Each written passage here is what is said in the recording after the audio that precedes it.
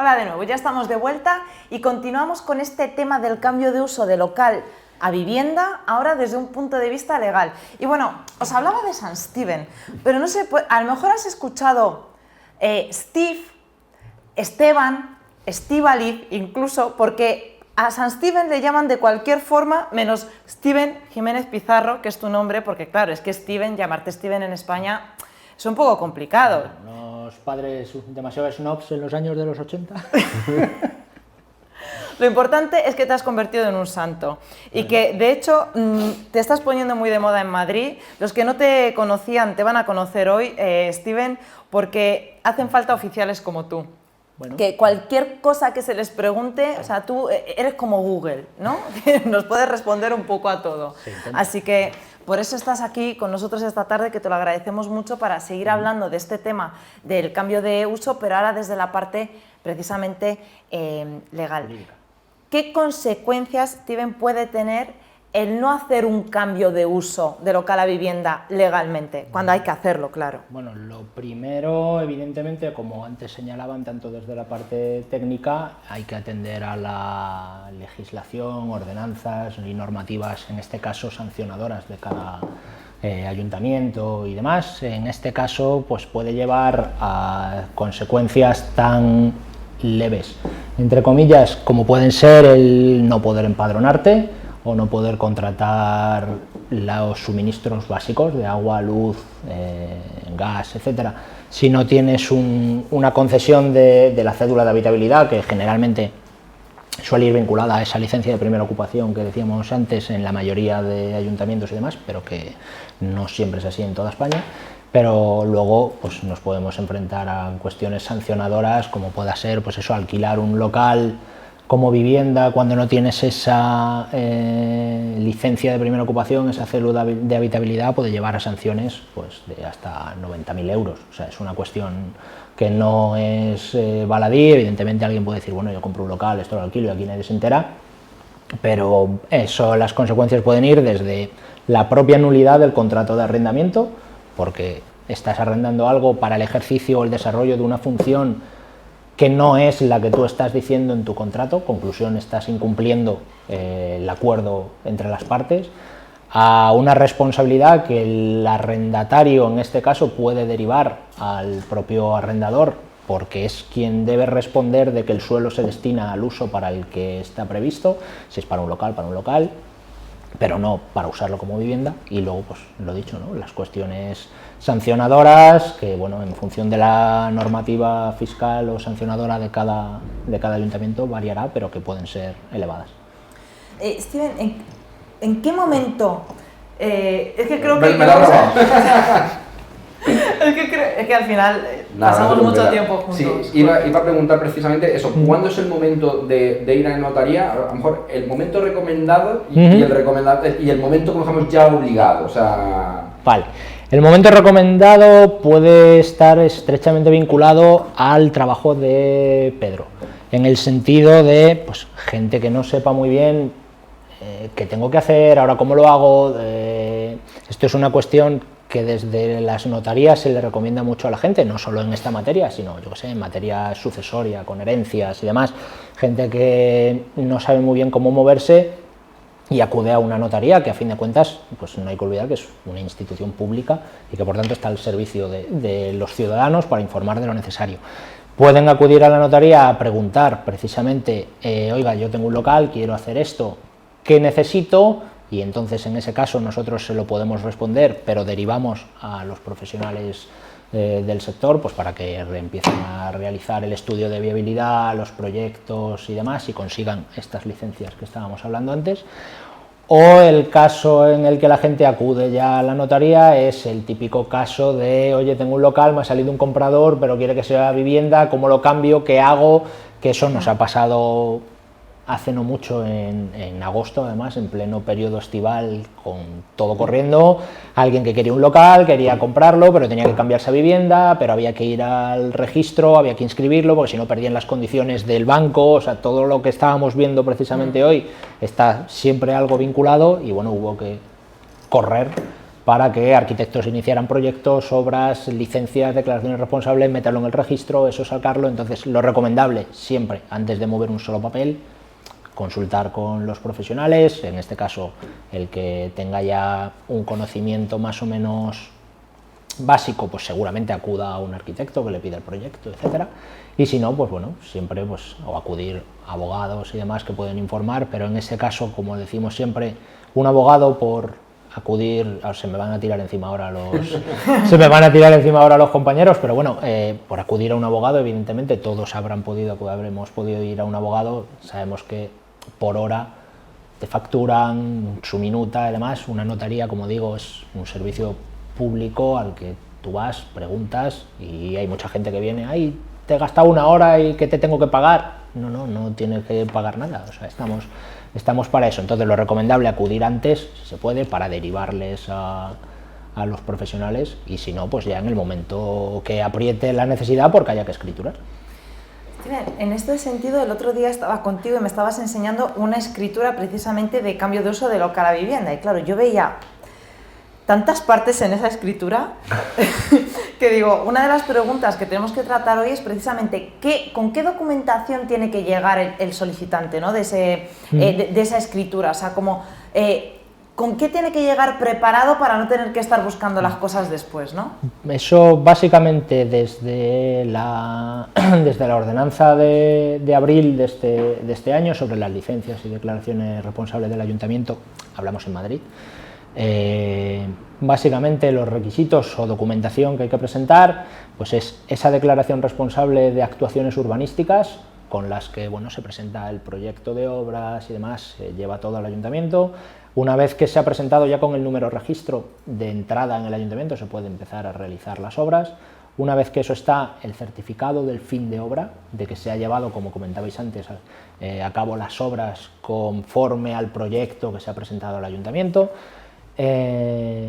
La declaración responsable de esa primera ocupación, en la que ya pues, primera ocupación y funcionamiento, donde se acredita que mediante, ya digo, una declaración responsable del propio arquitecto presentante que se cumplen las condiciones de habitabilidad que estábamos diciendo antes, de luminosidad y demás. El certificado de eficiencia energética actualizado, que eso a mucha gente se le olvida incluso en una propia compraventa donde no hay ni un cambio de uso, pero es una cuestión esencial y que la gente muchas veces dice, bueno, esto lo dispenso y no pasa nada. No, la ley considera que eso es un derecho del consumidor y por tanto el consumidor no es nadie para dispensar un derecho que le corresponde. En ese caso la ley siempre interviene para protegerle y puede llevar a cabo o puede acarrear sanciones de hasta 3.000 euros que responden las partes solidariamente, es decir, el ayuntamiento puede ir contra cualquiera. Y en este caso presentar ese certificado porque para cuando vayas a vender, si tenías alguno cuando era un local, hoy en día evidentemente las condiciones energéticas y demás no son las mismas, hacer una mera manifestación, en este caso, de que se conocen las normas estatutarias de la comunidad, por lo que decíamos antes, con lo cual es recomendable informarse de que esos estatutos permiten esa cuestión. Y nada más, con esa documentación hoy en día es algo muy sencillo y luego la certificación catastral, evidentemente, que consta pues, su superficie y que consta que actualmente tiene un destino distinto y sobre todo dos presupuestos o dos precios previos. Uno, que hay que acreditar cuánto es el importe de esas obras, porque en función de esas obras se va a tributar a posteriori. Y sobre todo, cuál es el importe que va a tener ahora ese local como vivienda, porque ese se debe de acercar lo más posible al precio de la venta para evitar luego problemas en incrementos en renta y demás. Si hay un momento de subir el precio de esa vivienda es ahora, en ese cambio de vivienda. Entonces esas son las cuestiones que a nivel notarial nosotros solicitamos a la gente. La declaración es responsable de primera ocupación y de actuaciones urbanísticas, el fin de obra. El pago de las tasas, que muchas veces no lo mandan, es una cuestión, digamos, importante, pero para la obtención o la presentación de esas declaraciones responsables, es decir, las has tenido que pagar para poder obtenerlas, conclusión, se presupone que eso ya se ha hecho y no se hace constar en notaría, pero sí, oiga, me tiene que decir cuánto han costado sus obras, porque por ahí van a pagar por el AJD, al 0,75 el impuesto de actos jurídicos documentados, que en este caso es la escritura del cambio de uso, y sobre todo qué valor le vamos a poner ahora a la vivienda. No me diga 80 si luego la va a vender por 200, porque va a tener usted un problema. Claro. A raíz de eso, ves que por ejemplo a mí se me ha dado el caso de alguna vez de notaría llamarme para cotejar algún valor de alguna modificación, ahora mismo no recuerdo bien, no sé si es una división horizontal, de un exceso de cabida, de una legalización. Ahí al final, ¿es asesoramiento con un técnico? ¿Es un valor que dan? ¿Hay una tabla? No sé. No, este caso es un valor más de mercado. Claro, porque aquí lo que va a primar, digamos, luego en renta es si tú hoy tienes un local y lo has valorado en 100.000, ¿por qué lo has querido valorar así para liberarte de impuestos o lo que sea? Si el día de mañana lo vas a querer vender por el valor real de mercado, porque ahí no vas a querer perder dinero, Hacienda lo que va a decir es, oye, me hiciste el lío antes, pero me lo vas a pagar ahora. Está claro. ¿Vale? Esa es la cuestión, por ejemplo, que igual pasa con herencias y demás, de qué valor le ponemos. Siempre hay un mínimo fiscal por el que por debajo de ahí no se puede escriturar, pero por encima puedes poner el valor que quieras. Pero hay gente, pues, por ejemplo, en sucesiones de sobrinos, de hermanos, que no está tan bonificada como una sucesión directa. La gente intenta ahorrarse siempre el coste en el impuesto de sucesiones, poniéndole un valor bajito, pero que luego a lo mejor el día de mañana el valor real de mercado por el que ellos lo van a vender es mucho más elevado y el coste en el incremento en la renta al año siguiente es bastante más elevado que lo que se iba a pagar en sucesiones. Entonces siempre la recomendación o la pregunta es, oye, dime qué precio le vamos a poner a esto y dímelo conforme a la realidad, no escatimes aquí en un valor que luego a lo mejor te trae problemas. Claro. Y volviendo un poco al tema que estábamos, ya tenemos la parte técnica, tenemos la escritura hecha. ¿Qué paso nos queda y qué coste puede tener? La escritura en notarías pues puede oscilar en función del coste de las obras, que no suelen ser normalmente unas obras mayores, digamos, que requieran de un proyecto técnico, que además eso conlleva una serie de requisitos técnicos y legales un poco más arduos. Una escritura de unas obras que pueden ser 7.000, 10.000, 20.000 euros, que a fin de cuentas es habilitar un local para una vivienda, en función de la documentación, que como decimos está muy reducida, y del número de folios, digamos, que lleve la escritura, por el arancel notarial varía, pero puede rondar pues, los 150, 200, 300 euros a nivel notarial. Y luego, bueno, la liquidación del impuesto que hablábamos antes, y sobre todo luego la cuestión de llevarla al registro, que es lo que queda. Llevar al registro la escritura, en este caso la copia autorizada de la escritura que se firma en la notaría, presentando evidentemente la carta de pago del impuesto, porque si no, no inscriben, y la inscripción en registro pues suele oscilar igual entre 200 euros, una cosa así. Eso ya es arancel del propio registro, que no conocemos muy bien, pero que más o menos por inscripción es unos 200 euros. En total, entre notaría y registro, que pueda salir 600, 700, una cosa así. Una pregunta un poco con lo que estás comentando.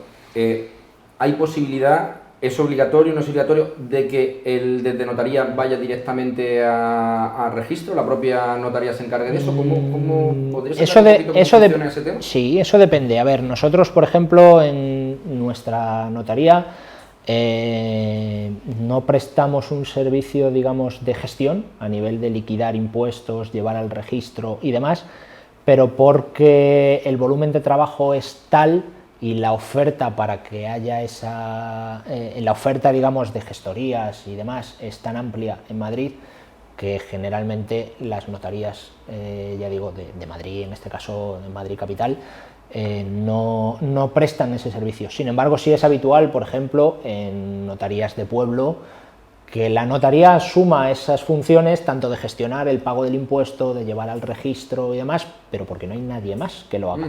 Es decir, si alguien en un pueblo pequeñito va a la notaría, evidentemente esa notaría tiene que prestar un servicio integral que le facilite la liquidación del impuesto, porque alguien no sabe hacerlo y, por supuesto, tampoco sabe gestionarlo con el registro. Entonces es más habitual en notarías de pueblecitos que ese servicio se preste, no tanto en notarías ya grandes, donde ya digo, hay algunas que lo hacen, tienen personal dedicado exclusivamente y contratado para la gestión, pero bueno, luego pues como ocurre por ejemplo en nuestra notaría, pues siempre hay una gestoría con la que trabajas de manera más habitual. Entonces lo primero que le preguntamos al cliente es quién se va a encargar de esto, y si el propio cliente sabe, pues no hay ningún problema, se encarga él. Nosotros cuando acabemos expedimos la copia autorizada que va a necesitar, su factura, y hasta ahí llega la función de la notaría, a menos que pues por algún error que intentamos no cometer, pero que siempre puede ocurrir, pues tengamos que subsanar esa escritura por algún defecto que haya calificado el registro. Pero si no, pues lo habitual es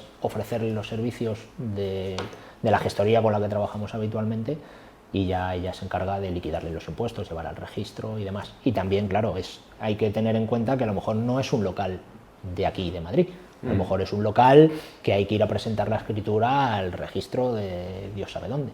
Entonces, bueno, eso normalmente las gestorías tienen sus mensajeros y demás y lo pueden facilitar. Si tiene que ir el cliente, pues ya tiene que desplazarse, pero eso ya es una elección libre del cliente, vaya. Steven, y bueno, yo he dicho en varias ocasiones hoy que eres el oficial de moda de Madrid.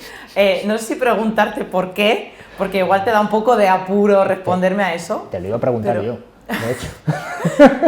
Yo te puedo responder a esa pregunta, pero a la que me vas a responder tú a mí, si no te importa, que tampoco obligamos aquí a nadie, es ¿en qué se diferencia la notaría de Patricia Sotillos de otras notarías de Madrid?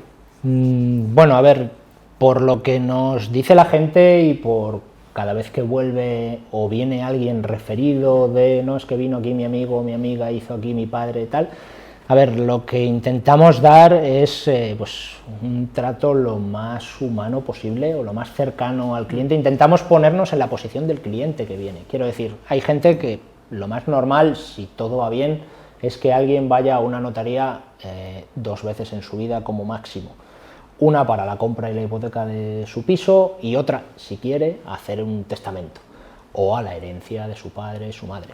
Son trámites lo suficientemente importantes o de suficiente relevancia como para que la gente generalmente venga nerviosa, no sabe muy bien de qué le estás hablando. Si viene alguien a hacer un testamento y dice, pues quiero desheredar a mi hijo, decir, no, a ver, calma, esto no se puede hacer, esto así, esto no sé cuánto, no, pero yo quiero que este se lleve tal, y a este le dejo el coche y al otro el piso. No, hombre, no, que son sus 2 hijos, no puede tiene que entrar a explicar cuestiones jurídicas y demás. Entonces, bueno, lo que intentamos, tanto el equipo, digamos, de oficiales como doña Patricia en este caso, pues es explicar a la gente con los ejemplos o de la manera más cotidiana y más normal, más de calle, para que la gente entienda bien qué es lo que está haciendo, qué consecuencias tiene, lo que comentábamos antes de acudir a la notaría, preguntar, oye, ¿qué tengo que hacer? ¿Qué tengo que mover? ¿Qué papeles necesito? ¿Qué me vas a pedir? ¿Esto qué es? ¿Esto qué significa? Me han dicho que